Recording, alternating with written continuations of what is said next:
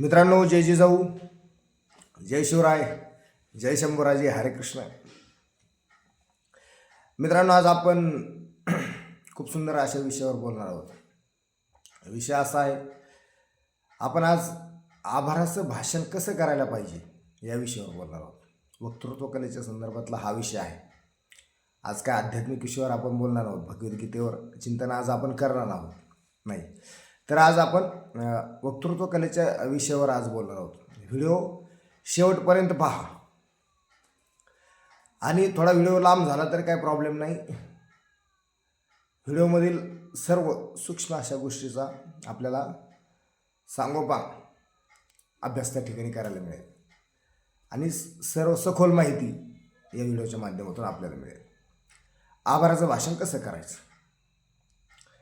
अनेक असे कार्यक्रम असतात, अनेक असे मेळावे असतात, अनेक ठिकाणी राजकीय कार्यक्रम असतात, सामाजिक कार्यक्रम असतात, धार्मिक कार्यक्रम असतात,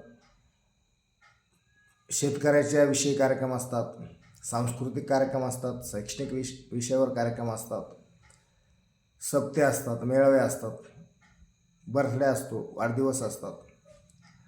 त्या ठिकाणी आपण अनेक मान्यवरांना, अनेक क्षेत्रातील राजकीय, सामाजिक, धार्मिक, शैक्षणिक, कला, क्रीडा, कृषी या क्षेत्रातील मान्यवर असतील, मित्रमंडळी असतील, नातेवाईक असतील, सहकारी असतील, आप्तेष्ट असतील, हितचिंतक असतील, शुभचिंतक असतील, सगेसोरे असतील, सर्वांना बोलवलेलं असतं त्या कार्यक्रमामध्ये.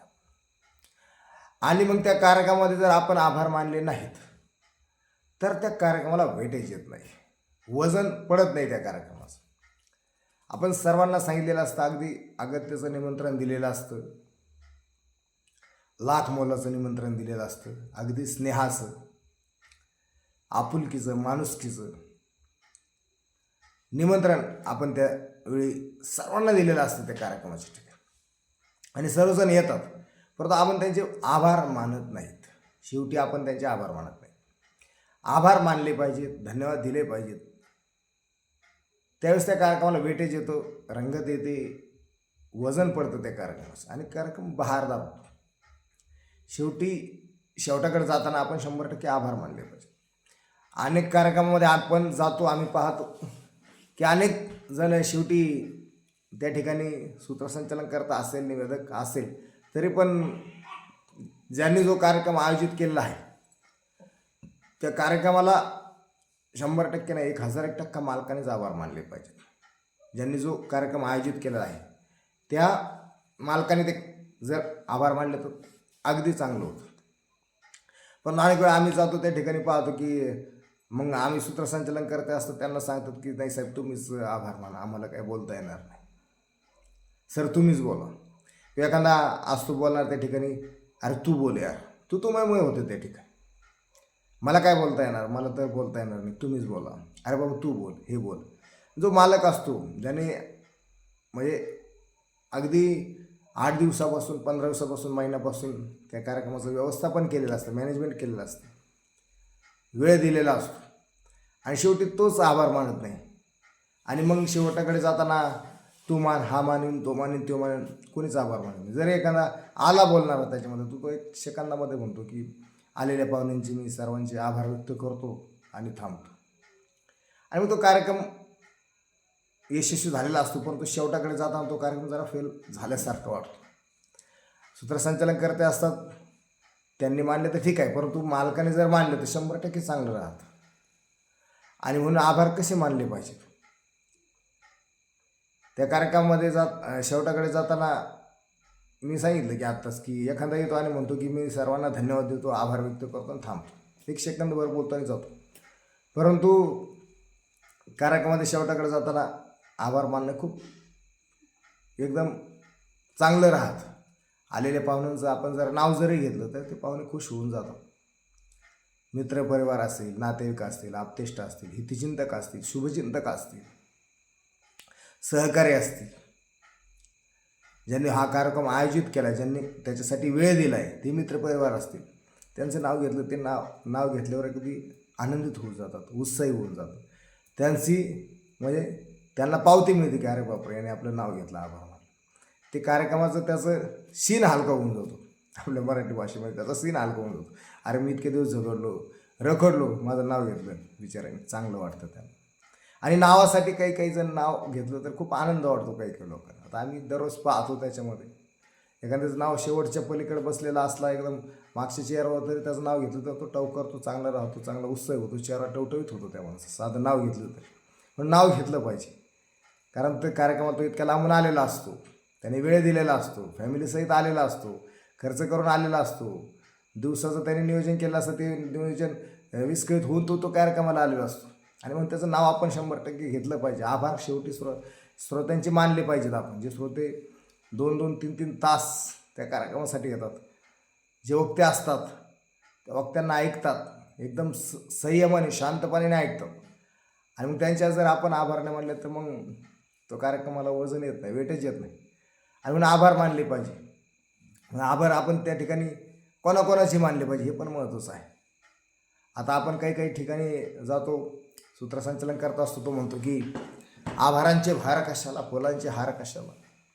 आभारांचे भार कशाला, फुलांचे हार कशाला, एकामेकाच्या हृदयात घर करू, त्या हृदयाला दार कशाला. एवढं बोलताना थांबतो. परंतु फुलाचे हार पाहिजेत, आभारांचे भार पण आपण मानले पाहिजेत. एकामेकाच्या हृदयात तर आपण घर केलेच आहे, परंतु आपण आभार मानलेच पाहिजे. एका शब्दामध्ये तो कार्यक्रम संपवायचा नसतो. या आभारांचे भार कशाला, फुलांचे हार कशाला. अरे आभार तर मानले पाहिजे, फुलांचे हार पण दिले पाहिजे. एकामेकाच्या हृदयात घर करू, त्या हृदयाला दार कशाला. 100% खरं आहे, परंतु इतके लोक आलेले असतात, वेळ दिलेला असतो, सगळ्या काही गोष्टी झालेल्या असतात, आणि त्या ठिकाणी आभार हे मानले पाहिजे, 100% मानले पाहिजे.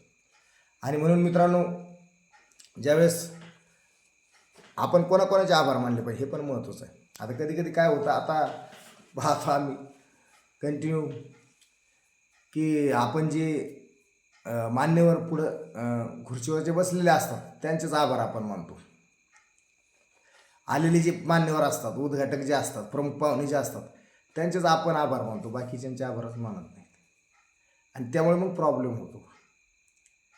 कारण जे उद्घाटक असतात, उपस्थित पाहुणे असतात, जे महत्त्वाची प्रमुख उपस्थिती ज्यांची असते, उद्घाटक जे असतात किंवा मान्यवर जे प्रतिष्ठित सन्मानित व्यक्ती असतात, त्यांचेच आपण नाव घेतो, 1-4-6 जणांचे पुढं बसलेल्यांचे.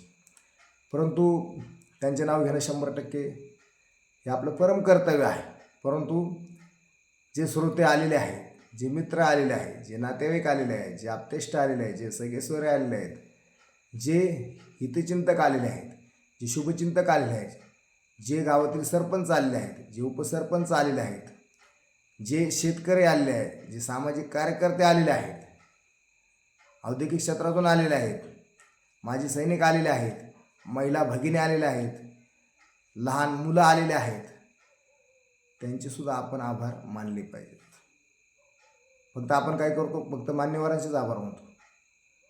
तसं नाही, तर आपण ज्यांनी ह्या कार्यक्रमामध्ये हातभार लावला, 8 दिवसापासून रखडली, वेळ दिला, त्यांचं नाव घेऊन आभार मानायचे.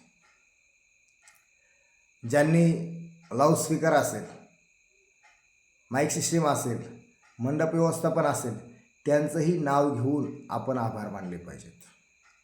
ज्यांनी चेअर दिल्या, ज्यांनी खुर्च्या दिल्या, त्या खुर्च्यावाल्यांचं नावसुद्धा आपण घेतलं पाहिजे. जे पडद्यामागं राहून त्यांनी ह्या सर्व कार्यक्रमाचे सूत्र हलवलेले आहेत, असे काही मित्र असतात. जर ते नाव घ्यायला लागले ते म्हणतात, अरे बाबा माझं नाव घेऊ नको. असे काही गुपित मित्र असतात की त्यांनी तो कार्यक्रम पूर्णपणे पार पाडलेला असतो. खूप सहकार्य त्यांचं असतं, खूप योगदान त्यांचं असतं. त्यांचं नाव आपण घेतलं पाहिजे. कारण 8 दिवसापासून रात्र आणि दिवस त्या कार्यक्रमाचं मॅनेजमेंट व्यवस्थापन करण्यासाठी ते असतात त्या ठिकाणी. त्यांचंसुद्धा आपण नाव घेतलं पाहिजे. लाऊडस्पीकरवाल्यांचं नाव घेतलं पाहिजे, मंडपवाल्यांचं नाव घेतलं पाहिजे. ज्यांनी पडद्यामागे राहून ह्या सर्व कार्यक्रमाचे सूत्र हलवले आहेत त्यांचं आपण नाव घेतलं पाहिजे. प्रमुख अतिथींचं नाव घेतलं पाहिजे. उद्घाटककर्ते जे आहेत त्यांचं नाव घेतलं पाहिजे. मान्यवर जे त्या ठिकाणी आले त्यांचं पण नाव घेतलं पाहिजे. ज्या आचार्य त्या कार्यक्रमाला आलेले आहेत त्या आचार्यांचं नाव घेतलं पाहिजे आपण. जे केटरर्स आहेत, जे वाढतात, ते कोणचे किती जण आहेत, कुठून आलेले आहेत, त्यांचंसुद्धा आपण नाव घेऊन त्यांचे आभार व्यक्त केले पाहिजेत. ज्यांनी आपल्याला या कार्यक्रमामध्ये अगदी मोलाचं सहकार्य केलं त्यांचंसुद्धा आपण नाव घेतलं पाहिजे. म्हणजे प्रत्येक जणाने त्या कार्यक्रमाला हातभार लावला असतो. ज्यांनी तुम्हाला शाल श्रीफळ ज्यांनी दिलं आहे, जे देतात तिथून काढून, त्यांचंसुद्धा नाव घेतलं पाहिजे. जे सूत्रसंचालन करतात, निवेदक करतात, त्यांचंसुद्धा नाव घेतलं पाहिजे. म्हणजे प्रत्येकाचं नाव घेतलं पाहिजे. आणि शेवटी आपण ज्यांनी एक दीड तास आपलं भाषण ऐकलं, वक्त्यांची भाषणं ऐकली, कंटाळले नाही, चेहऱ्यावर उत्साह ठेवला, अशा प्रत्येक श्रोत्यांचं आपण आभार व्यक्त केलं पाहिजे. धन्यवाद दिले पाहिजे. महिला भगिनीचे धन्यवाद दिले पाहिजे, माता भगिनीचे धन्यवाद दिले पाहिजे, प्रत्येकाचे धन्यवाद दिले पाहिजे. प्रत्येकाचे आभार मानले पाहिजेत. असं नाही की लगेच आलोत आपण आणि लगेच म्हणलो की मी आलेल्या पाहुण्यांचे आभार मानतो आणि थांबतो. तसं नाही. प्रत्येक जणाचं कार्य त्या ठिकाणी लाख मोलाचं असतं. ज्यांनी मी आत्ता सांगितलं, ज्यांनी खुर्च्या दिल्या, ज्यांनी लाऊडस्पीकर दिला आहे, ज्यांनी साऊंड सिस्टीम त्या ठिकाणी चांगली दिली, ज्यांनी स्टेज दिलं आहे, ज्यांनी मंडप दिला आहे, जे आचार्य आहेत, ज्यांनी शाल श्रीफळ तुम्हाला त्या ठिकाणी दिलेलं आहे, ज्यांनी अगदी पडद्यामागं राहून या कार्यक्रमाची पूर्णपणे व्यवस्थापन रात्र आणि दिवस केलेला आहे, तो अगदी कार्यक्रम शेवटकडे जाताना सुद्धा त्यांनी त्याच्यामध्ये कसल्याही प्रकारची कुचराई केली नाही. ते मित्राचं नाव घ्यायचं, त्या घरच्यांचं नाव घ्यायचं. काही महिला भगिनी असते तर महिला भगिनींचं सुद्धा त्यामध्ये योगदान असतं, त्यांचंसुद्धा नाव घ्यायचं. प्रत्येकाचं नाव घ्यायचं, तेव्हा तो कार्यक्रम यशस्वी होतो. आणि आलेले श्रोतेसुद्धा खूप उत्साही होऊन जातात की अरे बापरे, माझंसुद्धा ह्यांनी नाव घेतलं, मालकाने नाव घेतलं. म्हणजे ते खुश होतात. ते सार्थकी लागतो त्यांचा तो कार्यक्रम आल्याला. तसे तर ते भेटून जातातच, परंतु नाव घेतलं, एवढं समुदायासमोर जर आपण नाव घेतलं तर त्यांना आनंद वाटतो. तो एक त्यांचा सन्मानच असतो. आपण काय करतो, आलेले जे मान्यवर असतात त्यांचा सन्मान करणं तर आपलं परम कर्तव्य आहे. परंतु आलेले मान्यवर असतात त्यांना शाल श्रीफळ देतो, त्यांनाच बुके देतो हातामध्ये, त्यांचंच नाव घेतो. परंतु ते बिचारे खाली बसलेले असतात, त्यांनी वेळ काढून आलेले असतात, घरचं काम सोडून आलेले असतात, दिवसभराचं नियोजन विस्कळीत करून आलेले असतात. त्यांचं आपण नाव घेत नाही. म्हणून त्यांचंसुद्धा आपण सगळ्यांचं स्टेप बाय स्टेप नाव घेतले पाहिजे. थोड्या एक सेकंदसुद्धा नाव घेतलं पाहिजे. जो ग्रुप आला त्या ग्रुपचं नाव घेतलं पाहिजे. आपण प्रत्येकाचं नाव घ्यायचं. आपण फक्त मान्यवरांचं नाव घेतो, प्रतिष्ठित माणसाचं नाव घेतो, परंतु त्यांचं जर आपण नाव घेतलं, श्रोते मंडळीचं, ज्यांनी आपल्याला 2-2 तास ऐकलं आहे, झेललं आहे, वेळ दिला आहे आपल्यासाठी, त्यांचं नाव घेणं गरजेचं आहे. प्रत्येकाचं नाव घेतलं पाहिजे. आलेल्या मान्यवरांचं आपण नाव घेतलं पाहिजे, आभार व्यक्त केले पाहिजे त्यांचे. एक फॅमिलीमधून आलेलं असेल, एक 5 लोक आलेले असतील, 2 लोक आले असेल, त्यांचं नाव घ्यायचं. नाव घ्यायला काही म्हणजे हे लागत नाही, वेळ लागत नाही. त्या ठिकाणी त्यांचं नाव घेऊन आपण आभार व्यक्त केले पाहिजे. त्यावेळेस तो कार्यक्रमाला वेटेज येतं आणि त्यावेळेस तो कार्यक्रम चांगला पार पडतो. मग त्याच्यामध्ये तुम्हाला शेरोशायरी असतील, त्याच्यामागे तुम्हाला चारोळ्या असतील, कवितेच्या ओळी असतील, त्याच्यामागे एखादा अभंगामधून, ओवीमधून, श्लोकामधून, एखाद्या सुभाषितामधून तुम्हाला ते त्यांचं गौरव करता आला पाहिजे, आभार व्यक्त करता आले पाहिजे, धन्यवाद देता आले पाहिजे. असं आपण बोललं पाहिजे. आता पुढच्या व्हिडिओमध्ये आभाराचे मी तुम्हाला काही चारोळ्या असतील, सुभाषिता असतील, तुम्हाला शेरोशायरी असेल, कवितेच्या ओळी असतील, याचे एक 7-8-10 आभाराच्या वेळेस कोणत्या म्हणायच्या हे तुम्हाला मी त्याचा एक व्हिडिओ तुम्हाला पाठवेन. म्हणजे सांगायचा उद्देश हा होता हा व्हिडिओचा, की फक्त आपण आलेल्या मान्यवरांची 5-6 मान्यवरांची नाव न घेता आपण 5 मिनिटाच्या आतमध्ये कमीत कमी श्रोत्यांचे तर आभार मानाच, पहिले त्यांना प्राधान्य द्या. श्रोत्यांना, जे श्रोतवर्ग आहे, महिला भगिनी आहेत, शेतकरी आहेत, जे श्रोते आपल्याला ऐकायला आलेत, 2-2 तास ऐकले त्यांनी, ते कार्यक्रम पार पाडला, त्यांचं आभार मानायला शिका 100% त्यांचं.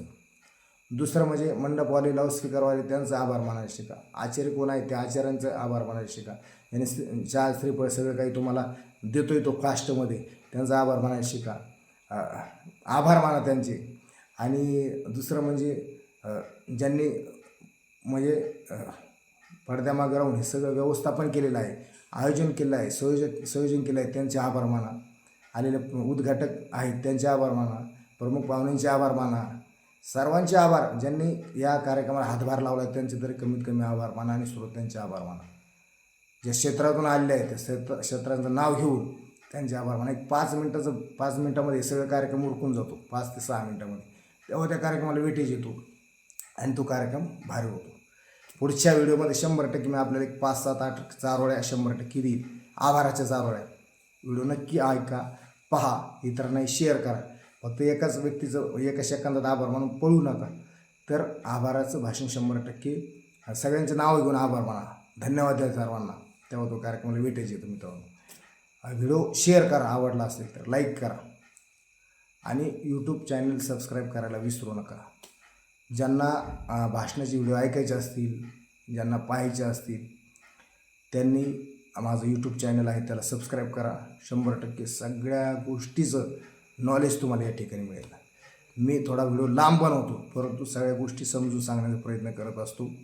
कारण शॉर्टमध्ये उपयोग होत नाही, तर समजत नाही. आणि ते सगळ्या गोष्टी जरी याच्यातल्या 15 मिनटातून तुम्हाला 10 मिनटाचं जरी समजलं तरी खूप काही होऊन जातं. व्हिडिओ आवडला असेल 100% लाईक करा, यूट्यूब चॅनल सबस्क्राईब करायला विसरू नका. धन्यवाद. जय जिजाऊ, जय शिवराय.